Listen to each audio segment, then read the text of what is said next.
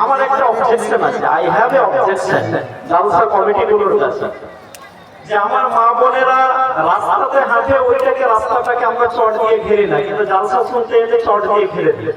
জালসা শুনতে এসে খারাপ কাজ হয় এখানে হবে? এতগুলো লোকের ভিতরে হয়। তো ঘেরে এমন করে বাক্সবন্দি করে দিই যে ওরা আমাদের কথাগুলো ঠিকঠাক বুঝতেই পারে না। মক্কাতে গিয়ে কাবা শরীফে একসঙ্গে আমরা নামাজ পড়ি, ছেলে আর মেয়ে পড়ি না?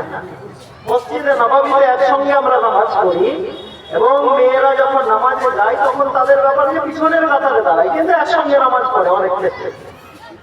তো বাইতুল্লাহতে গিয়ে মহিলারা একসঙ্গে পুরুষের সঙ্গে নামাজ পড়তে পারে, আর জালসা শুনতে এলে এরকম চট দিয়ে কেন ঘিরে দেয় আমার মাথায় ঢোকে না। 7 বছরের দাদিকে বোরখা পরিয়েছে, মুখ ঢেকেছে, পা ঢেকেছে, হাত ঢেকে দিয়েছে, আর 21 বছরের প্রতিদিনকে টাইট পায়জামা আর জামা পরিয়ে রাস্তায় ঘোরাচ্ছে। এই হচ্ছে বোরখা। পর্দাটা কার জন্য?